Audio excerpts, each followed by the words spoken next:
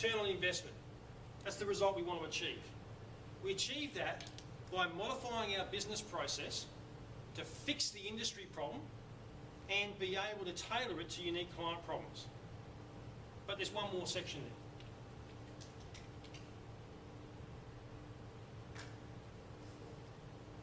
there. There is our basic skill level. And this is really important in terms of the regeneration activity. When I don't know what I don't know,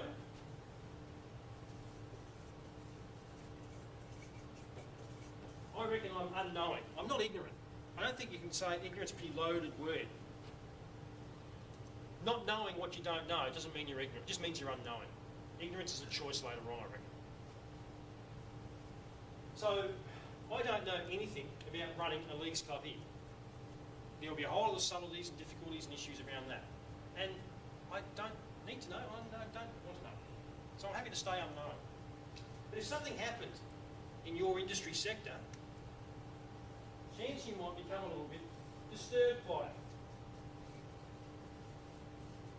There might be a new piece of technology, there might be a new entrant to the market, there might be someone who's previously been a middle-of-the-road competitor who's suddenly growing. Something's changed. And if it's important enough to you, if they change the leagues club here, I don't care, it's not important to me.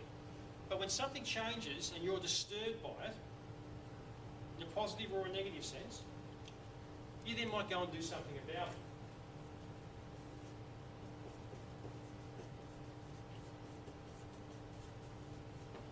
That's when you go do some research. You go do a bit of web surfing, you go read a book, you go to a course, whatever it might be, and you'll know it intellectually.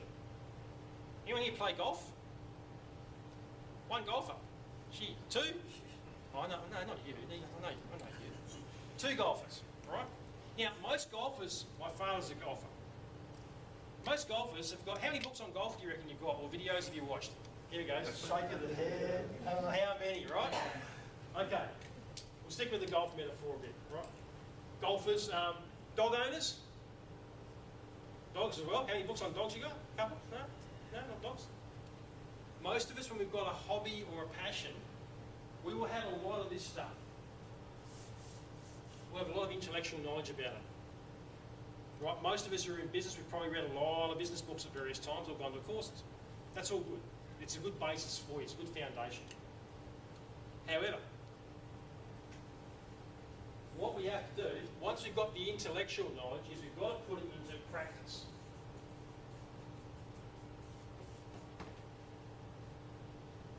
And practice can hurt. It can take a lot of time. So your average club pro has done a lot of practice. Your average golfer who's playing off 2 or 3 or whatever has done a lot of practice. But they probably haven't done the 10,000 or 20,000 hours over 20 years or whatever to keep moving on. Here, this line here actually should be about 3 inches thick. There's a lot of people that know stuff but don't do it. So if you've gone to a course or you've got any activity or any improvement program in your business, yeah, we put lean manufacturing in 3 years ago. Great, what are the results? Oh, well, we didn't get too much. Okay, so did you do it? How well did you do it? Oh, we did really well. Well, how come there's no results? The difference is not they didn't want to do it, or they didn't understand intellectually. They probably didn't do the practice. They got distracted by something else at the end of the month. They went back into the month-end syndrome or whatever it might have been, but they didn't do the thousands of hours required to really go to the next level. When I'm out of practice, when I've done the practice,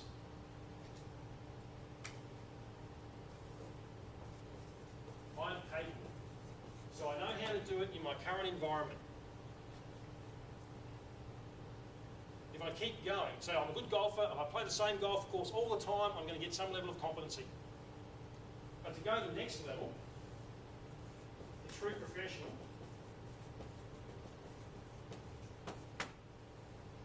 I need to be able to take that skill set and be able to adapt to different environmental conditions, in a business context, different economic conditions.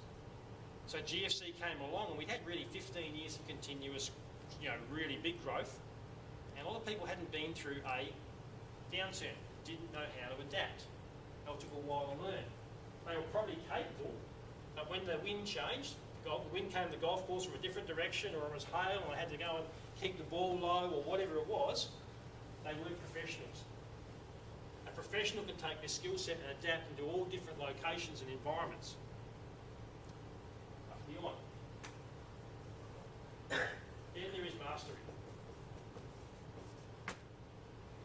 These to me are your top 10 golfers in the world. They're actually out there creating new stuff. The thing about masters, true masters, they're very, very humble. Because they realise that for all the stuff I do know, I actually just realise how little I actually do know and how much more there out there is to explore and create. So think of your high level martial arts master. You know, in our business, we need a bunch of people who are here. Good, solid performers who can run our systems. We need a couple of people at least here. And it's always nice if we have a couple of people who are up here. People who are up here are going to be looking for more opportunity. Now, wherever your team is or wherever you are, it doesn't really matter. It's how do I actually, as a manager and a leader, keep progressing upwards. So I'm going to bring new people in. We're going to be here. What am I doing to move them up? The people here, who's going to want to go there? People here, how do I keep them interested, entertained, give them projects to grow so they'll stay with me and not run off to a competitor. Otherwise, you lose the IP of your business resides in here. Your systems and procedures can capture it here. These are the creative geniuses and the people you want to have as really as your leaders to help you build legacy. So, we want to chase return on investment by modifying our business process to meet the client problem and the industry problem. And we want to keep doing it with always increasing levels of skill inside the people as they turn through and churn through, because that's what will happen. 3 simple things for you to go and look at, analyse your business with, and then change what you do to go and support that. So, if you want some more information, this is all a little e-book, it's only about 8 or 9 pages. It's available on the website, or throw me your business card on the way out, and I'll email it to you. It's simple stuff, it's very simply written, and you can go and use that and then look at your business in the context of those 3 models and where you are at. Pretty well everyone's got an opportunity in each of those 3 areas, and they all link together. If you get all those 3 nailed, then you're going to have a very successful business. And you will all be doing well in a couple of those areas already, or you would not be around. There will be some things that you do that's uniquely solving a particular client problem, or already is different to the rest of the industry. There will be some key people in your business who are up here. And your return on investment, well, many people have got a very good return on investment, but didn't even know about it. They just kept doing what they were doing, and they do it really nicely.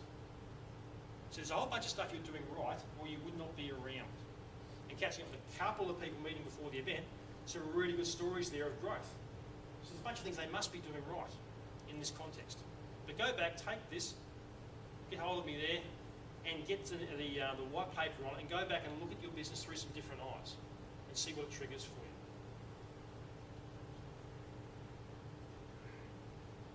I want to say thank you. It is an absolute privilege to come and talk to any group and to work with the clients I get to work with all around the country. And I never ever take that for granted. You've given up time to come here. Time you could have spent slaving over at your desk instead of a lovely outlook. But you've given up time to travel here and come here, and I really want to thank you for that. It's a privilege to be able to give something to you, and I'd love to hear your feedback about the whole activity. Just a final wrap up. I hope that you've got some curiosity, or more curiosity than you already had, to go and explore and go back, well actually I don't know what my return on investment is. Or, what actually is the problem all my industry causes to other people, and so on. Who are my professionals? Who are my masters in the business? Who are the capable ones I need to grow? And I hope it's helped you be a little bit more curious about that.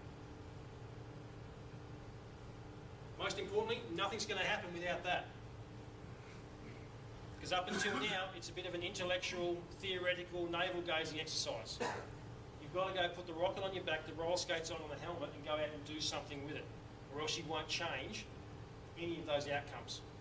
And most importantly, you won't change the return on investment unless you go and do something. Otherwise, was becomes an exercise in PowerPoint, theory, tree hugging, groupthink, whatever you want to call it. My fundamental purpose for when I started this business was to have lifestyle choice. My next role would have been Asia Pacific Vice President, and my boss used to cry on my shoulder all the time saying, "Don't take the job if they offer it to you. I've just about had enough, don't take it." He used to joke he had 2 addresses. One was Boeing and one was Airbus. So your businesses exist and your job exists. Yes, you've got to create profit. You've got to serve your employer and help them create profit. But ultimately, you make a choice about your lifestyle. If your business, the business you're working went bust, you might have to relocate the family and so on, so on, so on, all those things you don't want to do. So when you walk in the office each day, there's an imperative for you. And it's focused for me, anyway, on that. So my jobs, my businesses exist to help provide me a lifestyle by providing my customers even more value than I even think about charging them. So for all of you and all my clients, the gift I want to help share with people is to be able to get themselves to a point where they've got choice about what they want to do, whatever that might be. So thank you, it's a privilege. Thank you to Sharon and Emily for setting up all the IT, Sharon for inviting me along, and it was really fantastic to see so many of you turn up today. And I'll hand it back to Colin for the rest of your formalities.